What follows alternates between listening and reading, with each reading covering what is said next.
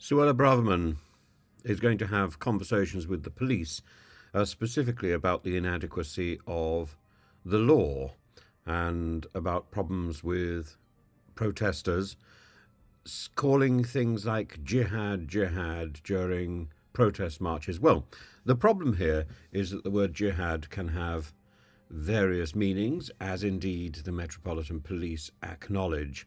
And so it doesn't matter whether Robert Jenrick says that people are using this chant to incite terrorist violence and should be tackled with the full force of the law. Well, the full force of the law is ambiguous, as is the word itself. So either the law is changed again, which I'm afraid is probably the route that we're going to go down, because Suella Braverman thinks by putting in another law she's going to provide more protection. But the reality is that we need to use the laws we've already got. And we need to be more careful about the interpretation that we give to the law. And maybe the answer isn't the law, maybe the answer is education. And I was appalled when I came back from Russia and taught for a brief time in, I think, 2 schools. I can't remember how many. And in both cases, I was, of course, appalled by the staff room, but and staff room nastiness, but I was more appalled by the inadequacy of religious education, which has descended into a thing called PHSE, which is a non-subject that, of course, children resent because it's a time waster, and because it's vacuous.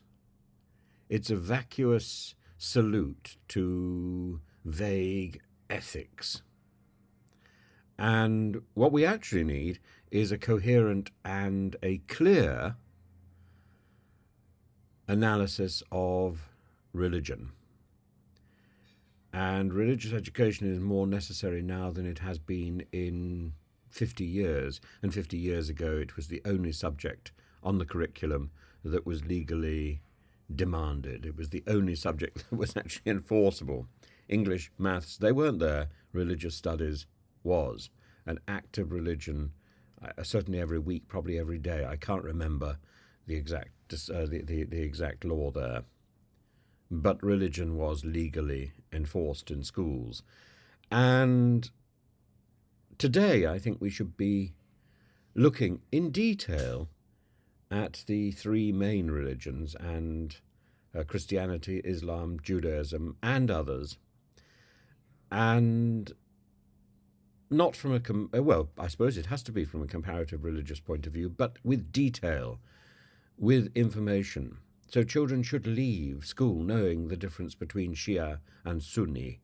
They should leave school knowing that there are a variety of Jewish practices, from Orthodox and liberal to the Haredi or Chassid.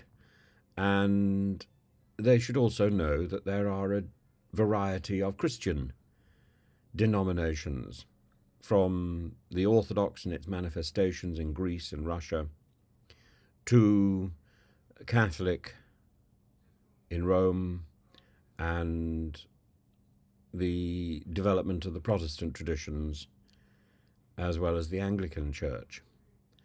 And without this knowledge and without the textual basis on which this is founded, and the idea of tradition that plays such a role in all religious manifestations, as well as an understanding of atheism and why that is important to our society and why that should be respected as well. Without this, we cannot hope to negotiate the political and social problems that are already manifesting and will continue to manifest over the next few decades, I believe.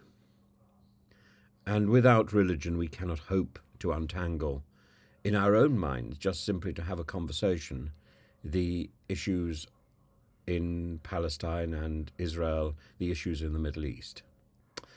It's not true that the Middle East problem is all based on religion. It's simply not true. A lot of the Middle East problems are based on a shared history, and Britain plays a significant role in that. So history is equally important.